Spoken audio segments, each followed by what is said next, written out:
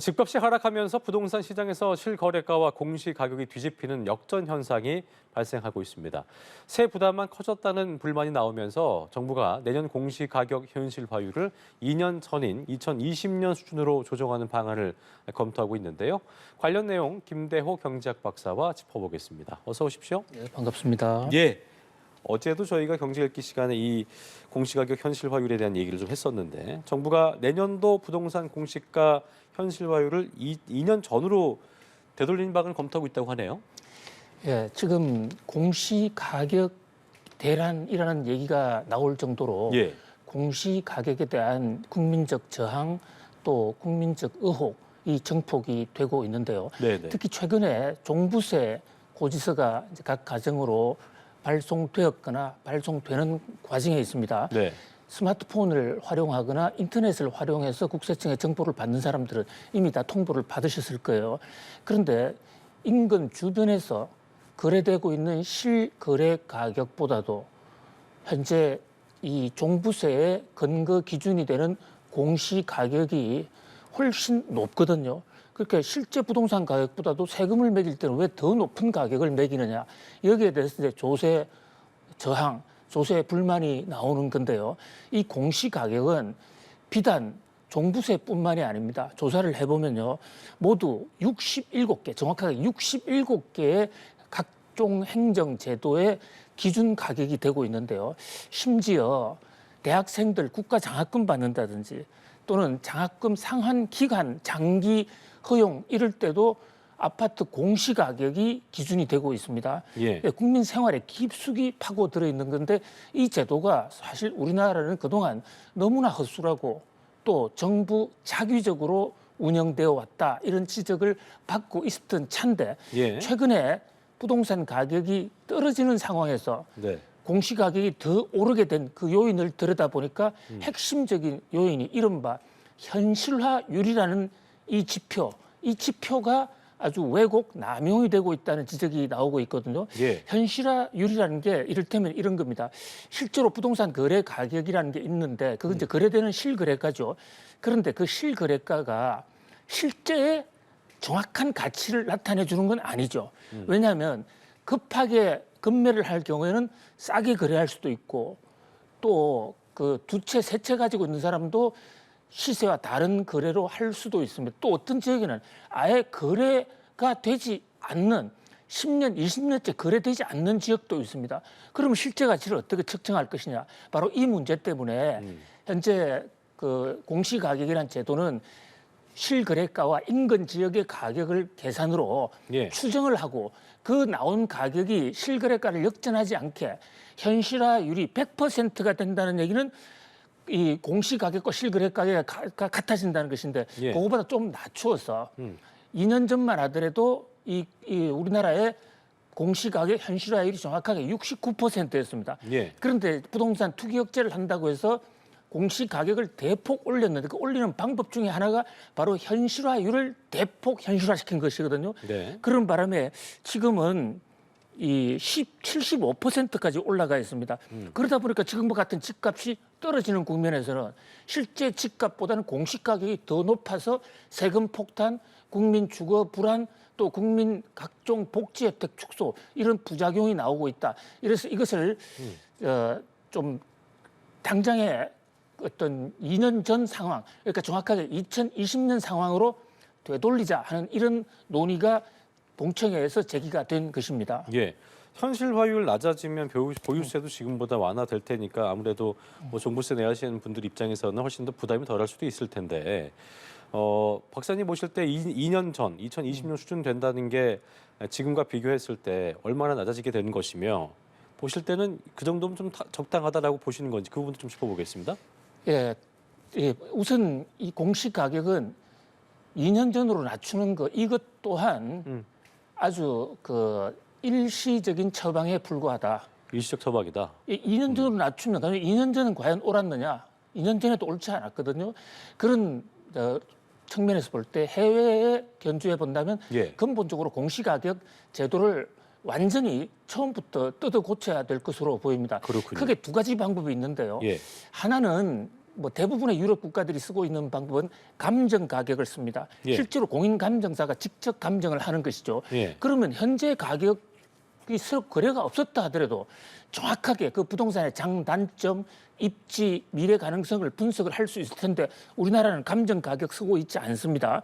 그다음에 두 번째, 미국의 일부 지역 같은 데서는 이러한 어떤 지역의 어떤 사람은 세금을 더 내고 어떤 사람은 세금을 덜 내는 이런 불공평, 불균형 문제를 해결하기 위해서 아예 부동산 취득 가격을 기준으로 공시가를 산정을 합니다. 아, 취득 가격으로. 예, 부동산을 샀을 때 가격으로 하면 정확한 금액이 나오지 않습니까? 그렇죠. 거기다가 인플레이율을 좀 조정을 한다든지 이렇게 하면 이런 부작용이 없어질 수도 있고 또 세 번째 방법은 지금 중앙정부가 부동산 원을 통해서 일방적으로 결정하는데 대부분의 이 선진국들은 이것을 지방자치단체 주민이 결정하도록 지금 위임해놓고 국가는 감시하는 체제거든요. 그렇게 되면 국가적인 불만이 좀 적어질 수가 있는데 물론 지금은 상황이 너무 급하다 보니까 일단 그 거래 가격이 역전이 되는 공시 가격이 실거래 가격보다 더 높아서 세금 폭탄이 나오는 이런 상황이 되다 보니까 정부는 일단 2020년 수준으로 돌린다. 그리고 이제 종합적인 검토, 제도 개편 얘기는 아직까지 본격적으로 나오고 있지 않은데 정부 일각에서는 검토하고 있는 줄 압니다.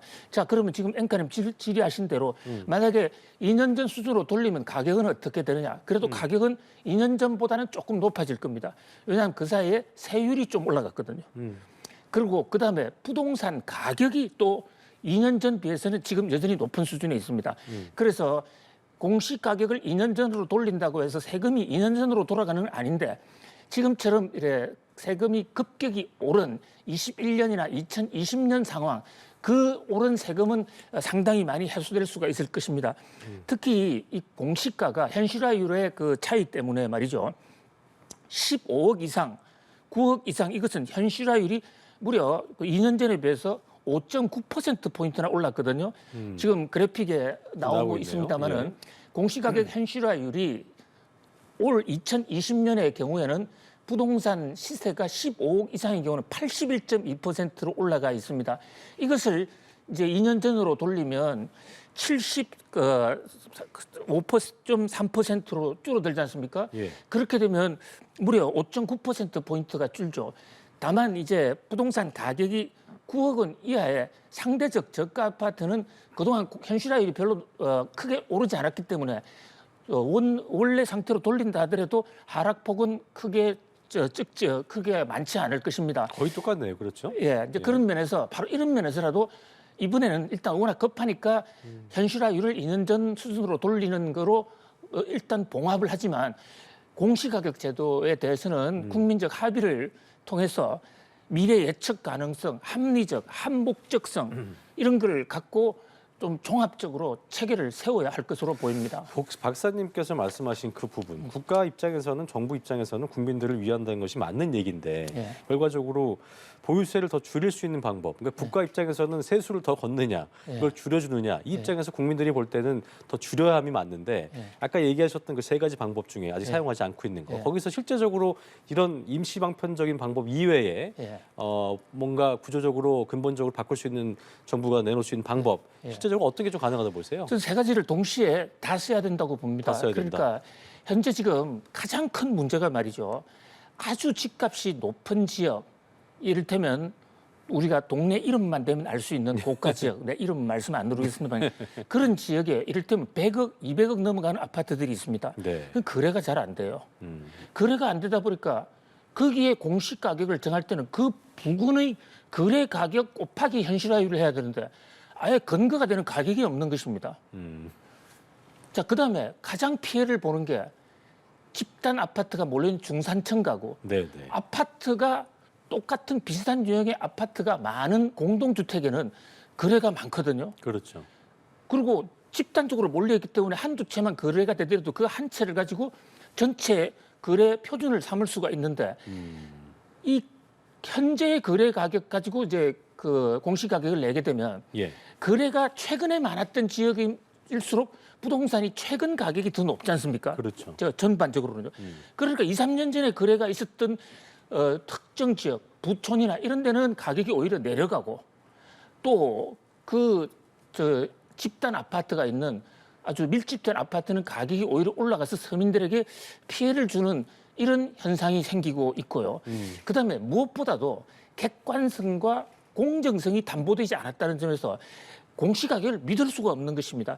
지난번 검찰 수사에도 여러 번 드러났는데 특정 재벌을 도와주기 위해서 부동산 원이 짜고 어떤 특정 재벌이 부동산 정여를 하거나 이럴 때는 그 부분의 공시가를 일부러 몇 년간 낮춰줬다가 다시 올리는 그런 사건이 뒤늦게 발견돼서 형사처벌까지 받은 사례가 있거든요. 그렇죠. 예. 그런 면에서 자 우선 정확한 감정 가격을 하든지 그것이 안 되는 지역에는 취득 가격 곱하기 몇 %를 일단 유예하고 인플레이율 이런 것을 또 지역의 특수성을 좀 감안하는 방법. 뭐 그 다음에도 지역에 특히 공람 절차나 그 아파트 소유자들이나 인근 주민들이 특정 기간이 아니라 우리는 지금 특정 기간에 소원 수리를 받고 있는데 그게 아니라 1년 내내 자기 가격에 대한 이의를 제기할 수 있고요. 이런 제도를 만들었다면 특히 우리나라는 지금 공시 가격을 어떻게 정했느냐 그 과정과 근거를 공개하고 있지 않습니다. 그렇죠. 이거는 지금 공정 경제 시대에 공개 행정 시대에 큰 시대 역행인데 이것을 미국이나 유럽 같은 데는 100% 있는 그대로 다 공개하고 그 객관성을 시장에 의해서 검증받거든요. 빨리 고쳐야 된다고. 투명성이 중요하다. 이렇게 그렇습니다. 볼 수 예. 있겠습니다. 알겠습니다. 정부가 좀 많이 좀 고려했으면 하는 바람이 있고요. 주제를 좀 바꿔보겠습니다. 자, 이제 연말이기 때문에 전 세계 쇼핑 대목이자 최대 할인이 시작되는 블랙 프라이데이를 앞두고 소비자들한테 주의보가 내려졌네요. 이 기간 중에 소비자 불만 늘고 있다는데 어떤 일들이 있는 겁니까? 예, 이제 블랙 프라이데이가 다가오는데요. 예. 미국의 추수감사절 그 다음 날부터 블랙 프라이데이입니다. 이 블랙 프라이데이는 예. 금은 금요일 이러는데 여기에 워낙 할인 세일을 많이 하기 때문에 물건도 많이 팔리고요. 미국에서 팔리는 물건의 예. 소비의 20%가 이 기간에 팔리고 또 유통업체 매출의 70%가 블랙 프라이데이 이후부터 크리스마스 시즌까지 70%가 팔려요. 그러다 보니까 엄청나게 매출 엄청나군요. 그 할인 폭도 크거든요. 바로 그것을 노려서 우리나라에서도 아예 미국으로 가서 인터넷이 가능하니까요. 그래서 블랙 프라이데이에 또는 블랙 프라이데이부터 크리스마스를 이용한 대할인 기간을 이용해서 해외 직구 하시는 분이 많은데 그렇군요. 장점이 있습니다. 그런데 이 자칫 잘못하면 소비자 피해를 입을 가능성이 있거든요. 네. 그래서 소비자원이 경고를 하고 나섰습니다. 한국에서 피해를 당하면 뭐 현장 조사를 할 수도 있고 일단 찾아가서 물어볼 수라도 있지만 해외에서 당하면 영어도 잘 안 되는데 좀 답답하겠죠. 어렵죠. 예, 그래서 일단 소비자원에서는 이 해외 사이트를 이용했을 경우에는 그 사이트가 얼마나 안정적이고 또 오래됐고 사기를 치는지 안 치는지 거기에 대한 또 검증 사이트가 존재합니다. 아, 검증 사이트가 있어요? 예, 그래서 반드시 충동 구매하면 또 가격이 너무 낮다 이럴 경우에는 반드시 조사해봐야 되고요. 크로스 체크를 해봐야 된다. 이것을 첫 번째 이제 경고 팁으로 내고 있습니다. 그다음에 이제 두 번째는 반품이 됐을 때 이 반품 비용이 실제 가격보다 더 높은 경우가 많거든요. 그래서 반품 절차 이거 잘 알아야 되고요. 또 통관 금지 품목 이것은 수통업체가 책임져 주지 않습니다. 그러면 관세청에 넘어오면서 바로 이 소각될 수도 있다. 뭐 이런 등등. 그다음에 만약에 피해를 입거나 물건을 주문했는데 돈이 안 오는 경우도 있습니다.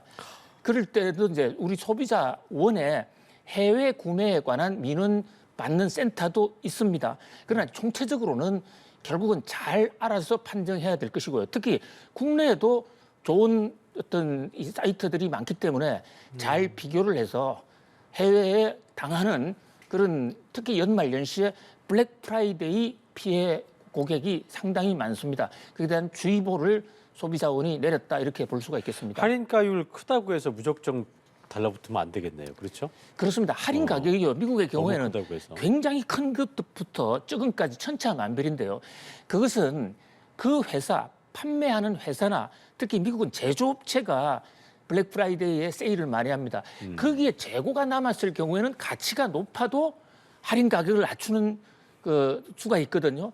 그래서 시장 시세하고는 관계없이 그 회사 전체적인 상황, 그 물건의 전체적인 어떤 수급 동향까지 챙겨가면서 특히 할인 가격이 95% 이런 품목도 있어요. 그래요? 예, 그런 품목은 좀 눈여겨볼 필요가 있다 이렇게 생각합니다. 어쨌든 그 가격이 싸다고 해서 무조건 하시면 안 되고 지금 박사님 말씀처럼 검증하는 사이트가 또 있다고 하니까 그런 부분 잘 좀 활용하셔서 피해 없도록 조심하셔야겠습니다.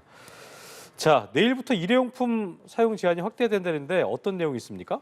예, 지금 대형 매장이나 큰 슈퍼는 일회용품 뭐 이를테면 종이라든지 비닐 포장지 이거 취급이 이미 금지돼 있습니다.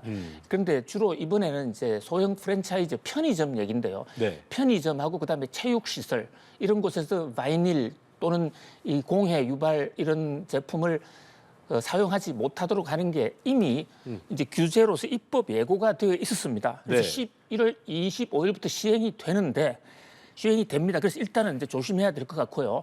특히 편의점에서도 뭐 비닐을 그동안에는 100원씩 추가로 돈을 내라 이랬지 않습니까? 그랬었죠. 이제 그건 돈 내도 팔지 못하게 하는 아, 이제 유상으로도 안 되는 거예요? 예, 그 조처가 발효가 됐는데 근데 또 문제는 이 환경부가 조처 시행하기 바로 목전에 시장의 혼선을 막기 위해서 국민들 불편을 덜어주려고 한 조처로 보이긴 합니다만은 이것을 1년간은 그냥 계도 기간으로 한다. 그러니까 그러면 또 그런 때는 다 안 할 거 아니에요? 예, 시행은 하긴 하되 1년은 처벌하지도 않고 단속하지도 않는다. 자, 그렇다 보니까 시장의 혼란이 정부에서는 혼란을 줄이고자 했는데 혼란이 더 증폭이 되고 있습니다. 그러니까요. 일부에서는 이미 편의점에서는 11월 25일에 맞춰서 한 달 전, 두 달 전부터 자, 앞으로 정부의 법에 의해서 이제 우리는 못하게 됐으니까 안 줍니다 해서 한 달 전부터 시행을 해왔어요.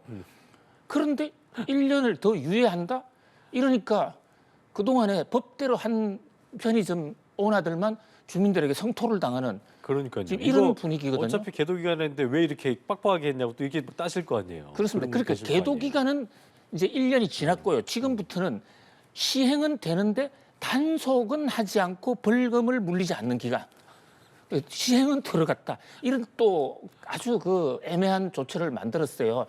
근데 항상 이 정부의 그 선의에 의한 행정이 반드시 시장에 선의로만 작용하지 않기 때문에 정부가 이런 정책을 할 때 좀 더 시장과 소통하는 이런 정책이 좀 필요할 것으로 보입니다. 그러니까 자율적으로 이제 자율에 맡기고 좀 더 각자 알아서 좀 뭐 꼭 벌금 내지 않도록 지키자 이런 뭐 목적도 있을 텐데 이 계도 기간이라는 걸 일단 뭐 줬기 때문에 이걸 조정하거나 하기는 또 쉽지 않을 수 있을 텐데 지금 상황에서 소비자도 그렇고 공급자도 그렇고 어떤 좀 마음을 갖는 게 중요할까요?